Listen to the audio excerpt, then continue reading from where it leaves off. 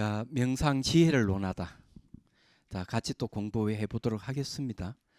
이파사나나 위하는 말 자체가 야, 그 여러 가지 뜻이 있지만은 거기에는 이제 분별하다는 뜻이 들어가 있어요.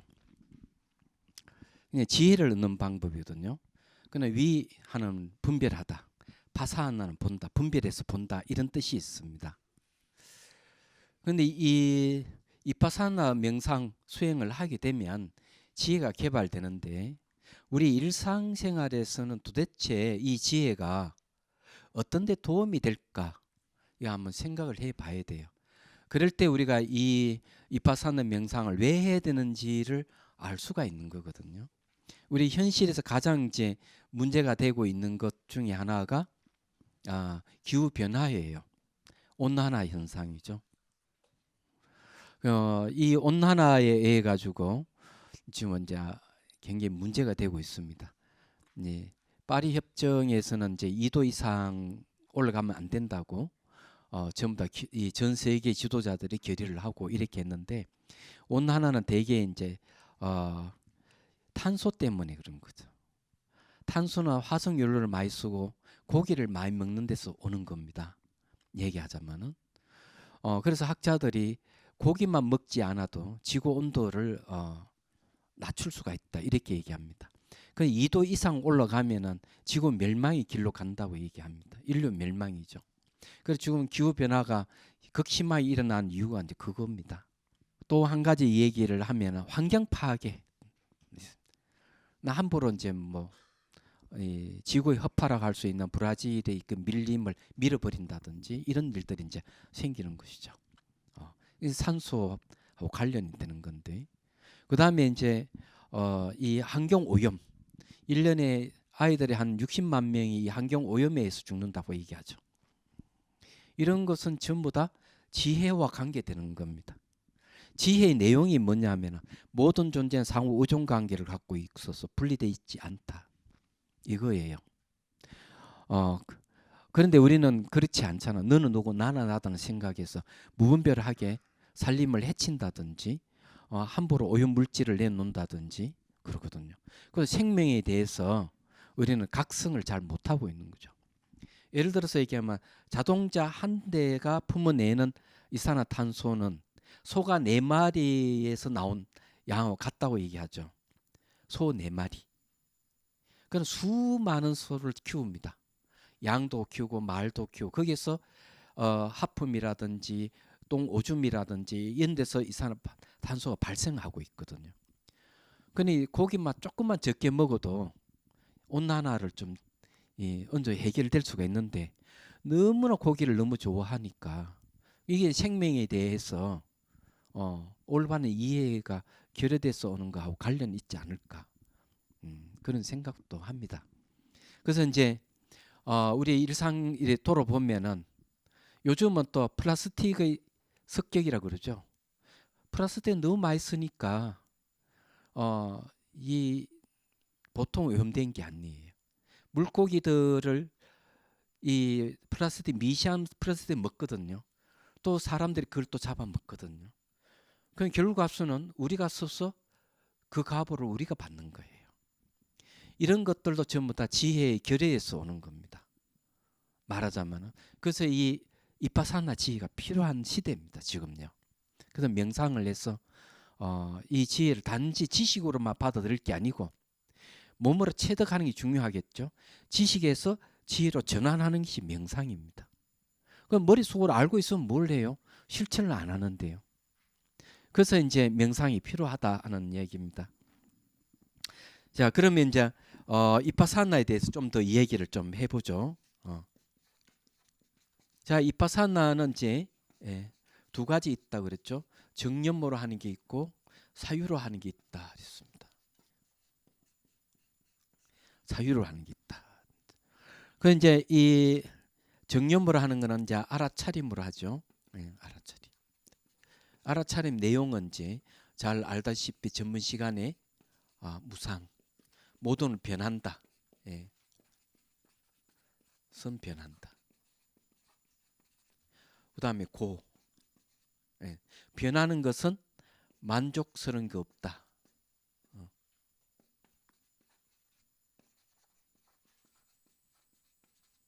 무아. 예. 만족스러운 것이 없는 이것은 뜻대로 할 수가 없다.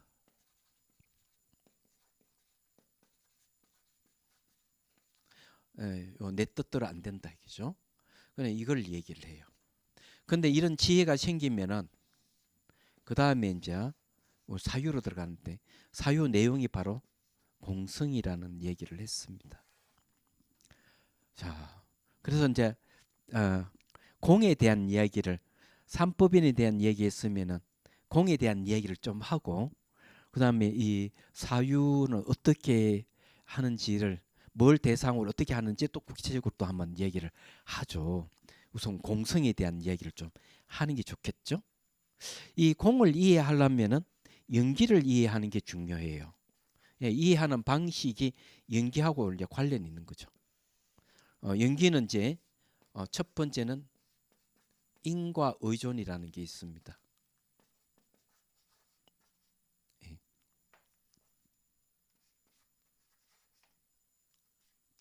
그 다음에 두 번째는 상호 의존이죠.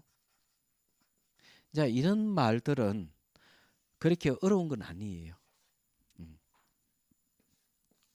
자, 이게 인과 의존이라 하는 거는 이 원인은 결과를 의존하고 있고 결과는 원인을 의존하고 있다 이런 뜻이에요. 서로 의존적인 관계를 갖고 있죠. 부모는 왜 부모라고 합니까? 자식 때문에 부모를 할 수 있는 거죠. 그래서 부모가 원인에 대해서 자식은 결과가 생겼다면 이 부모라 원인은 결과를 하는 자식을 의존해서 부모를 하는 거죠. 그럼 이해가 되죠. 얘기하자면 그러면 결과는 원인을 의존하고 있는 내 자식이라고 하는 것은 부모라는 원인을 의존하고 있기 때문에 자식이라고 하는 거죠. 서로 의존 관계를 갖고 있는 거죠. 이걸 다른 말로 하면 상호 의존입니다. 부모와 자식 간의 문제만 아니고 자연계도 모든 존재가 저기서 벗어나는 게 없다는 거죠. 그래서 이게 어려운 이야기는 아니에요. 얘기하자면 이 클라우드 아틀란스라는 영화에서 그런 얘기를 하잖아요. 모든 존재 상호 의존에서 분리되어 있지 않다면 어떻게 해서 가두고 폭행을 하고 죽일 수가 있느냐.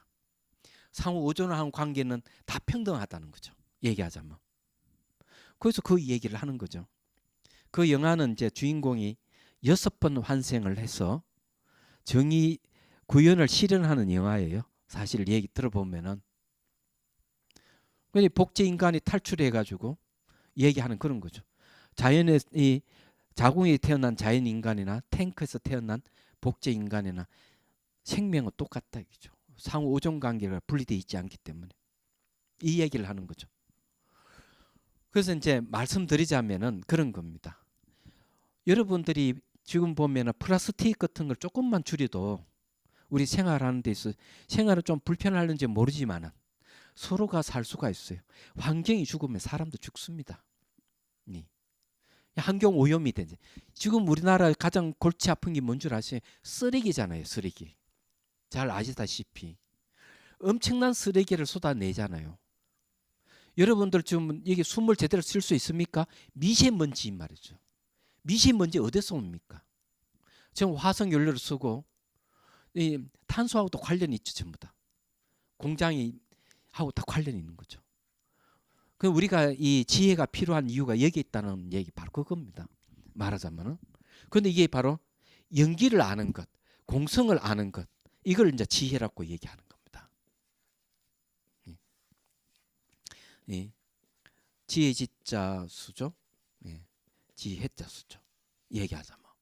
그래서 이 연기를 하고 공성을 아는 것이 바로 지혜라는 거예요. 그래서 여기서 잘 보면은 인과가 의존하고 상호 의존하고 있는 이 세계는 여기 이제 연기 다른 일이 무상하게 변한다는 거죠. 얘기하자면. 그 요거는 이제 시간적인 시각에서 보면 변하는 거고, 자 공간적이죠. 예. 공간적 시각에서 보면 상호 의존하고 있다는 거죠. 시간 공간의 시각에서 보면 결국 뭘 찾을 수 있어요? 자체 성품이 없어요. 스스로 존립하는 성품이 없어요. 그래서 공이라고 하는 거예요. 공은 자성이 없다는 겁니다. 자성이 없다. 스스로 존재하는 성품이 없다 이게요. 그걸 공이라고 하는 거죠.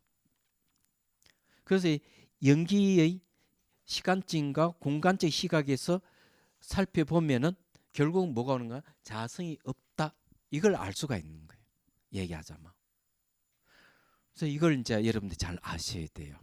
그래서 우리 눈으로 이렇게 보이면은 보이고 들리는 세계가 뭐 딱 고정돼 있고 분리되어 보이는 거죠. 우리가 문명이다. 예. 없을 무자에 밝을 명자. 이거는 어둡다는 거죠. 어둡다는 거죠. 예. 이건 이제 어리석음이라고 얘기합니다. 이 어리석음 내용이 뭐냐 하면은 이 우리가 보이는 사물을 어떻게 보느냐 하면 첫째는 고정되어 있는 걸 보고 또는 독립되어 있는 것으로 보는 시각입니다. 이 두 번째는 다른 거와 분리되어 있다고 보는 거죠. 세 번째는 이거는 어떤 실체를 갖고 이건 스스로 존재한다 이래 보는 거죠. 이렇게 보는 것은 전부 다 무지다는 거예요. 무명이라는 얘기입니다. 그래서 이제 이 고정 독립돼 있다 하는 거는 이 시간적으로 무상하다 하는 걸 통해 가지고 고정 독립된 게 아니구나. 이거 연기라고 하는 공간적 시각에서 딱 봤을 때 상호 의존하고 있구나 하는 걸 통해 가지고 분리된 게 아니구나 이래 봐야 돼요. 그는 시간적으로 공간적으로 봤을 때 실체를 갖고 스스로 존재하는 게 아니구나 이렇게 알 수가 있네. 이게 뭔가 하면은 자성이 없다 하는 부분을 알 수가 있는 게. 이렇게 아는 걸 이제 지혜라고 하는 거고 이걸 모르면은 문명이라고 또는 어둡다 이렇게 하는 거죠. 그리고 우리가 이 생활하는데 여러분들 알다시피 믿기만 하면 되는 게 아니에요. 그 믿음에는 뭐가 필요한 지혜가 있어야 돼요. 지혜가 있으면은 불신이 없어지고 맞구나 하고 확신이 오는 거죠. 얘기하자면은. 그래서 이게 여러분들을 믿는다 하는 것은 지혜가 없으면 안 된다는 걸 명심하셔야 돼요. 그래서 이파사나 지혜가 우리 사회를 불신감을 없애고 이 모든 관계성 속에 있다 하는 것 굳건하게 해줄 수 있는 겁니다. 그래서 함부로 인간과의 관계만이 아니죠. 동물과의 관계, 사물과의 관계까지 모든 존재는 상호 의존에 분리되어 있는 게 아니구나. 확실하게 이걸 알 수만 있다면은 지혜가 있는 분이고 이런 분은 흔들림이 없는 것이죠. 얘기하자면은 그 이파사나가 필요한 거예요. 그런데 이걸 이제 자성이 없다, 스스로 존재하는 게 없다 하는 거 알라 그러면은 이런 논리적으로 제가 설명을 쭉 했잖아요. 논리적 설명이 뭡니까? 바로 사유에서 오는 겁니다. 사유가 필요하다는 거죠. 그러면은 이 사유는 어떤 식으로 사유하는 게 좋은지를 한번 얘기를 좀 해보죠. 예. 여기는 이제 네 가지가 있어요. 능전이라는 말을 쓰고 사택이라는 말을 씁니다. 능이 바르게 사유해서 선택한다. 이게 뭘까 하는 거죠. 두 번째는 뭔가 하면요. 최고라 하는 말을 쓸 때 최극이라는 말을 씁니다. 최극 사택입니다.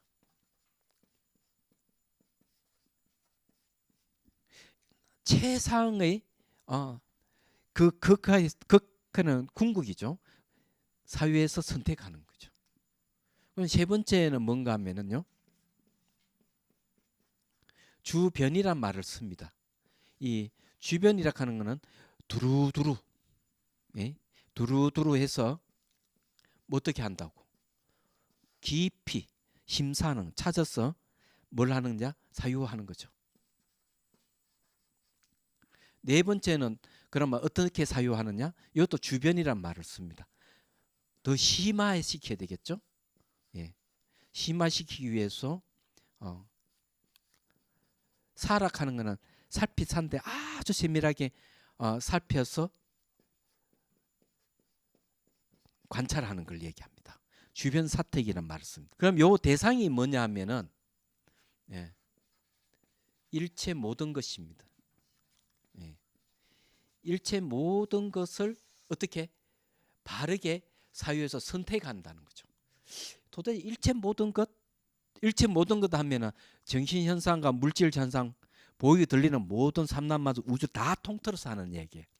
이걸 다 통틀어서 뭘 선택하느냐 이기죠.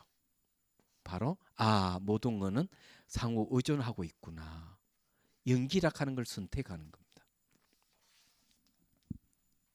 연기락하는 선택하는 건 시간적으로 매 순간 변하는 거고, 그거는 만족스러운 게 없는 거고, 그건 내 뜻대로 될 수 있는 게 아무것도 없다.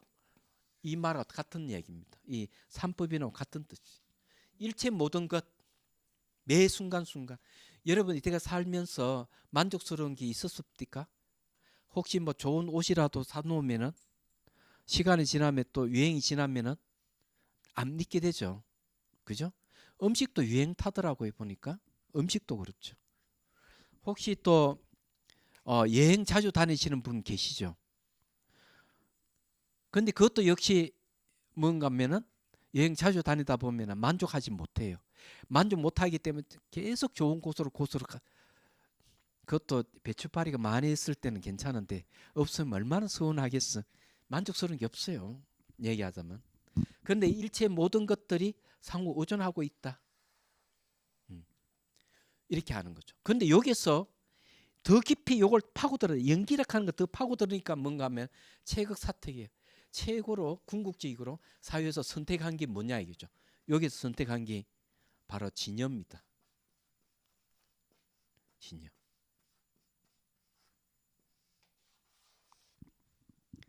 그러게 이제 이게 이제 최고로 선택한 사유하고 사유에서 딱 나타나는 진여예요. 진여라 하는 뭔가 이겠죠. 진이라 하는 거는 허망하지 않다는 얘기죠. 여러분 잘 알다시피 허망이란 말을 쓰죠, 그죠? 허망하지 않는 걸 이제 진이라 그래요. 허망하지 않대. 연원이 바뀌지 않는다는 거죠. 이것이 무슨 말일까? 진여. 바로 다른 말로 하면 공성을 얘기합니다. 이 공성이라 하는 건 비에 있는 이거는 안가밖에 없어요. 모양도 없고 색깔도 없어요. 가고 옴이 없어요. 증가하거나 감소하는 게 없어요. 그렇기 때문에 평등해요. 그 안에. 그래서 이제 이걸 해결하려면은 하나 더 해결해야 됩니다. 자, 이 진여락하는 거는 두 가지 뜻이 있어요. 하나는 우리 마음이 그렇다는 거. 하나는 이것이 바로 법이라는 거죠. 법. 네. 진리라는 얘기입니다. 진리. 이 두 가지가 플러스 되어 있는 것이 진여예요.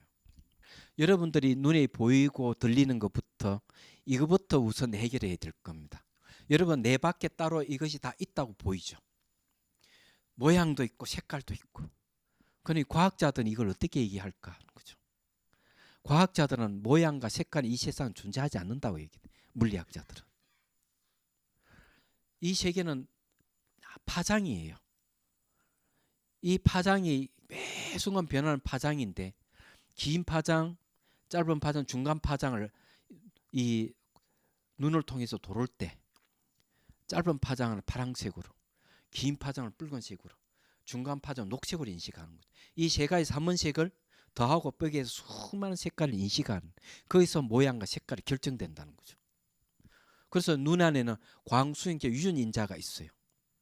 빛을 수용하는 유전인자가 있어 그걸 딱 받아들여서 모양을 색깔로 싹 인식을 한다는 거죠. 인식하는 건 마음이 하는 거예요.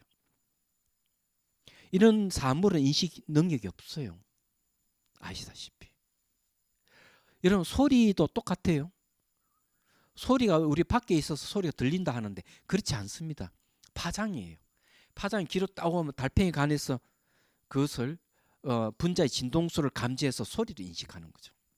이것도 옛날에 한 얘기지만 요즘은 이게 팔에다가 뼈에다가 칩을 딱 이식시켜 놓으면은 이 칩이 진동을 하잖아요. 그러면 뼈도 같이 진동을 하죠. 그러면 그것을 소리로 인식하는 거예요. 냄새는 어떤 줄 알아요? 이 냄새가 밖에 있는 게 아니고 분자의 진동수를 감지하는 거죠. 파장이 코로 오면은 코에서 분광기 역할을 해가지고 분자의 진동수를 감지해가지고 발꼬락내 냄새, 연꽃 향기 냄새, 장미 향기를 이런 식으로 한다는 거죠.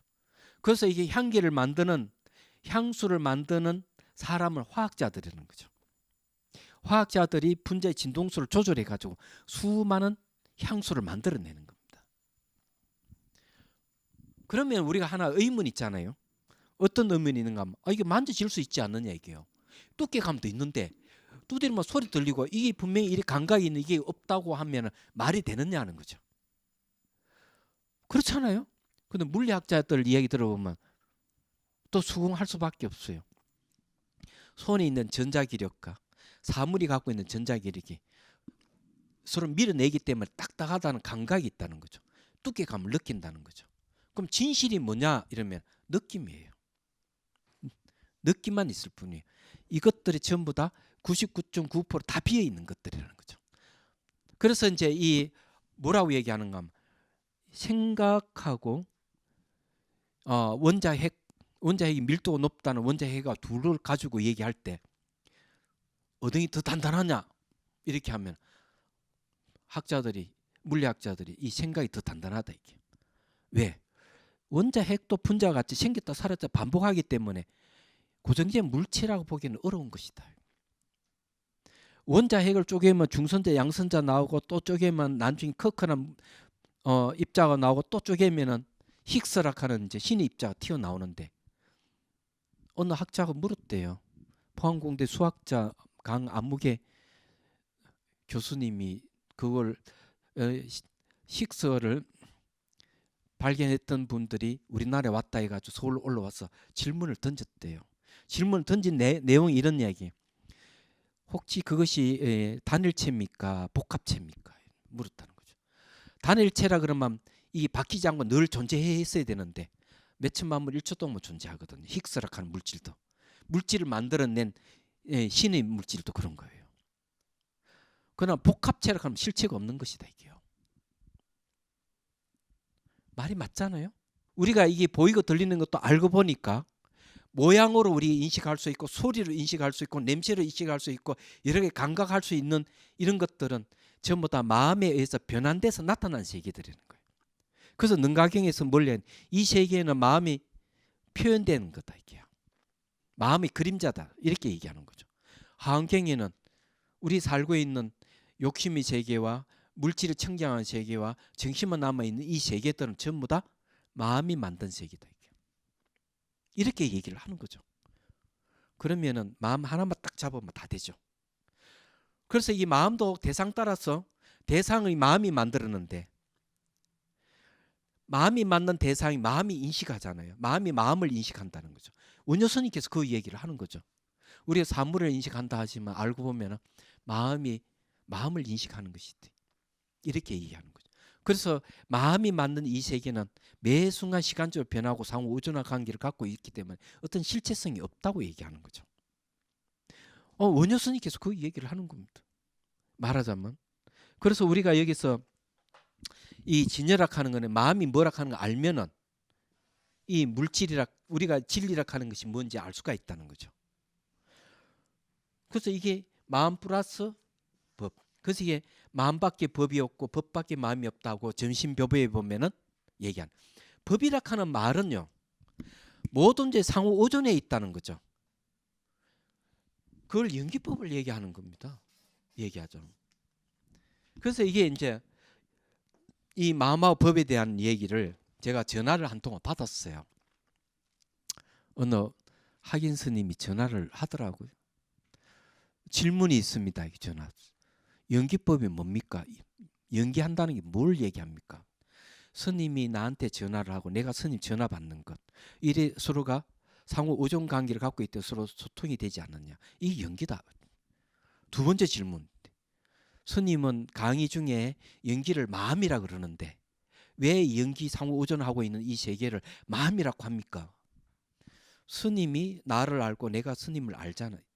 안다 하는 게 알미 마음이다. 이거죠. 서로가 아는 게 상호 오존 관계를 갖고 있다.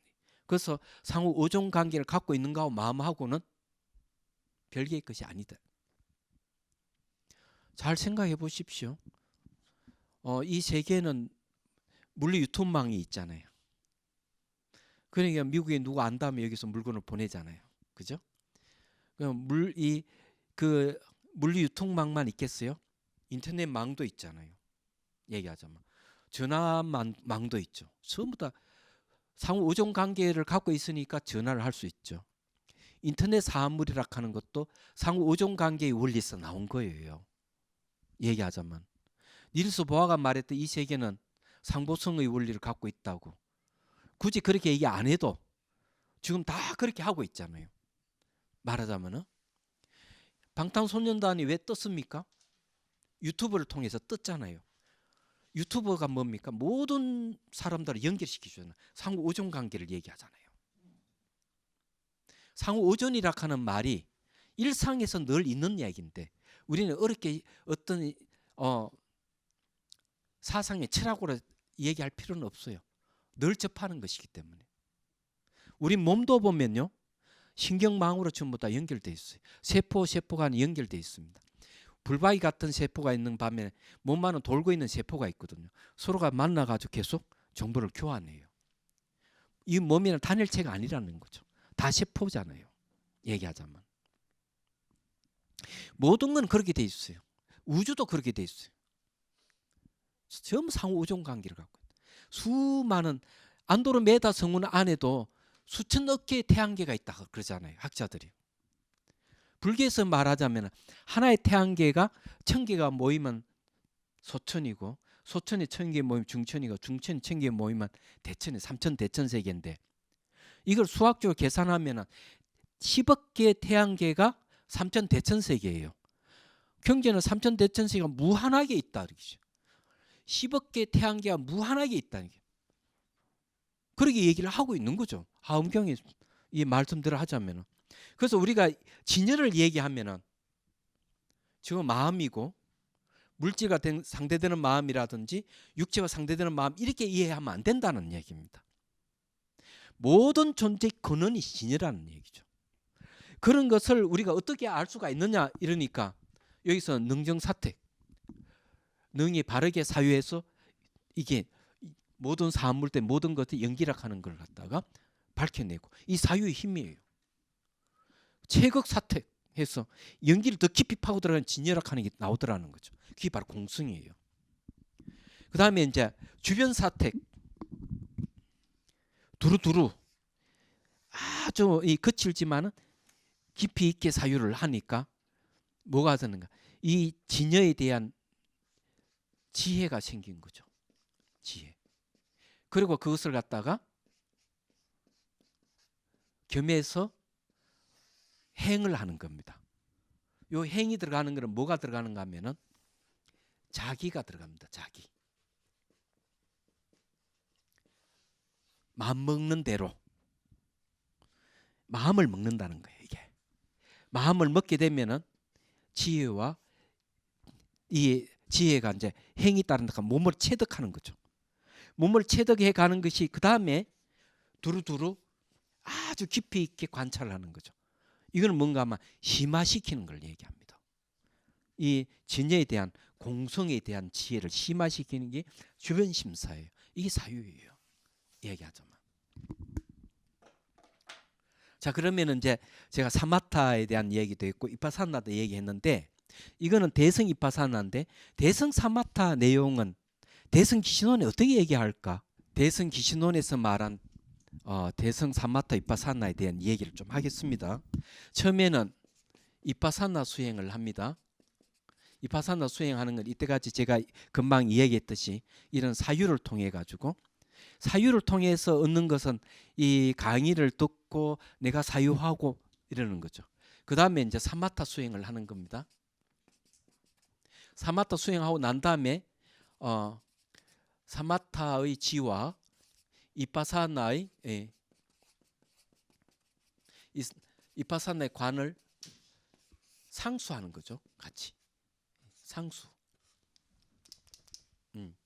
상수하는 겁니다.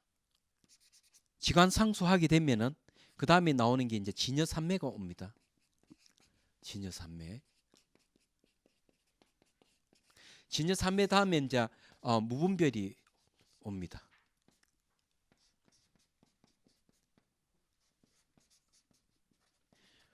무분별 지혜가 생겨요. 무분별 지혜가 생겨 그 다음에 뭔가 하면 깨달음입니다.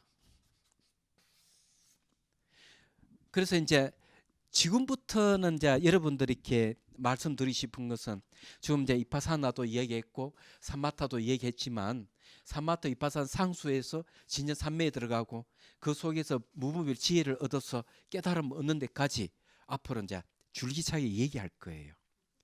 이 얘기를 하는데 대성 삼마타에 대해서는 제가 이 얘기를 안 해요. 대성 기준론에서는 삼마타 수행을 어떻게 얘기하고 있는가 이걸 얘기를 안 했습니다.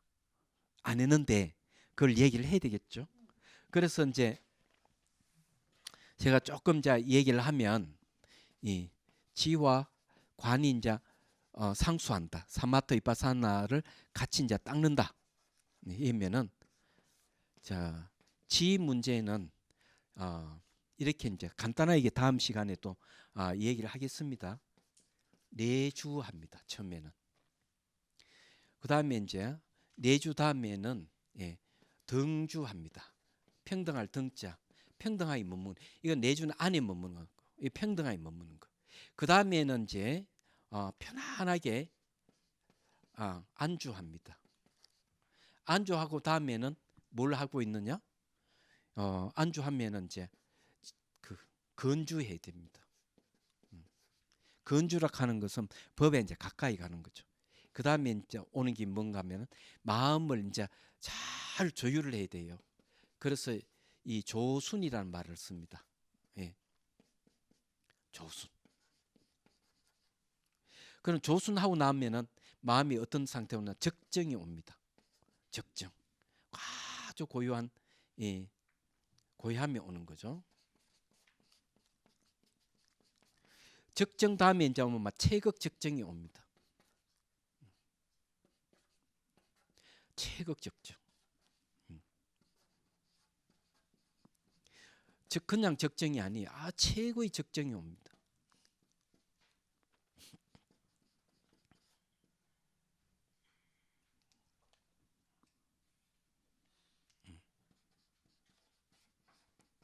체극 적정 다음에 이제 오는 게 뭔가 하면은 오로지 한 대상에 머물러 있는 상태에 옵니다. 전주일치라 그래요. 전주일치. 전주일치가 오면은 이제 등지가 옵니다. 평등하게 가지는 평등한 상태, 마음이 뜨거나 가라앉지도 않는 상태에 딱 옵니다. 이걸 이제 총 몇 단계냐? 9단계입니다. 잘 보십시오. 9단계의 특징이 뭐냐면은 주입니다. 바로 이런 것을 뭐라고 하는가 하면 이 주수라 그럽니다. 이 수행은 주수예요.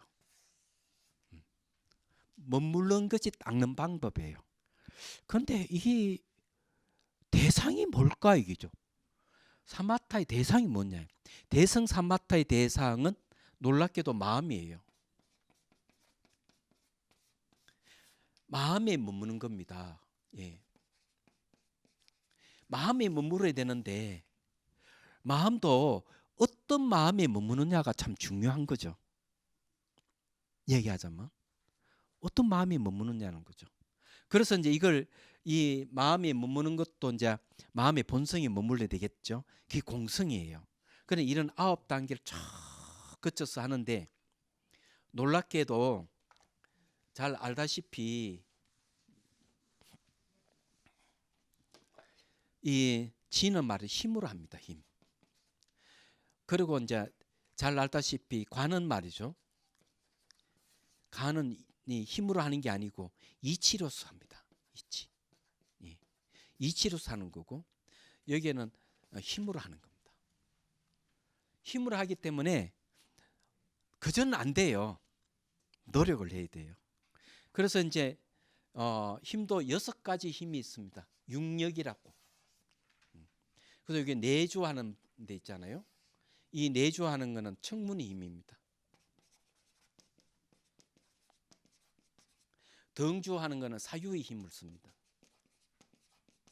안주와 건주는 이거는 정념의 힘으로 합니다. 조순하고 적정은 이거는 바른 암, 정지의 힘으로 합니다. 그리고 여기 이제 체극 적정하고 전주 일치는 이건 정진의 힘으로 합니다. 그리고 이 등지는 숙달의 힘입니다. 이 6가지 힘으로 수행해 가는데 머물러야 돼요. 그래서 이걸 이제 다음 시간에 이제 다시 크게 표를 그려 가지고 제가 하나하나 설명을 해 들어가겠습니다. 들어갈 테니까 이제 본격적으로 제가 여기에 명상 지혜를 논하다는 표에 보면 123페이지를 상당히 주시하고요. 그 앞에는 이제 되게 대성 이파사나 수행에 대한 이야기를 쭉 되어 있습니다. 공과 후공에 대한 대론도 한번 읽어보시고, 그 다음 시간에는 이제 이걸 하기 앞서 이파사나의 공과 후공에 대해서 조금 더 가리고 사마타 수행에 대한 이야기가 또 표를 그려서 같이 이제 공부를 하겠습니다. 우리가 이런 공부를 왜 해야 되는가 하고 또 반문을 하자면, 우리가 삶에는 진실을 아는 데 있어서 진실을 방해 놓는 번뇌를 없애기 위해서는 사마타라는 집중 명상이 필요하고, 모든 존재를 하나로 꿰뚫어 보는 지혜가 필요하다. 그럼 이파사나 수행을 해야 된다는 거죠. 사마타 이파사나가 우리 일상에 가장 필요한 겁니다. 이 시대에 가장 필요한 거죠. 그래서 세계 사람들이 명상에 열광하는 것은 바로 마음의 고요함. 마음이 시끄러우니까 세상도 시끄럽잖아요. 마음의 고요함을 가지고 모든 존재의 본질을 꿰뚫어 보려고 노력을 하죠. 그래서 하나하나 문제를 해결하려고 하는 거죠. 얘기하자면 인간만이 살지는 않습니다. 지구에는 많은 동물들도 있고 보이지 않는 많은 생명체도 살죠. 뿐만 아니라 우리 살게 해주는 이 환경에 대해서도 올바른 이해를 가져야 되고, 심지어는 지구만이 아니고 이 우주까지 내다보려면 지혜가 필요합니다. 그래서 이제 그는 현실적인 문제겠지만 다음 생도 한번 생각해야죠. 우리가 다음 생 행복해지려면 이 공부를 해야 됩니다. 이 생에만 살 게 아니거든요. 다음 생도 그 다음 생도 살고, 그러면은 선정과 지혜가 필요하죠. 그리고 또 지혜가 일상생활이 발휘될 때는 자비심으로, 자비로 발휘된다는 사실을 또 아셔야 돼요. 자, 그래서 대성 사마타, 대성 이파사나가 필요한 시대다, 이렇게 말씀드리고 다음 시간에 또 만나 뵙기를 바랍니다. 자, 다음 시간에 봅시다. 네.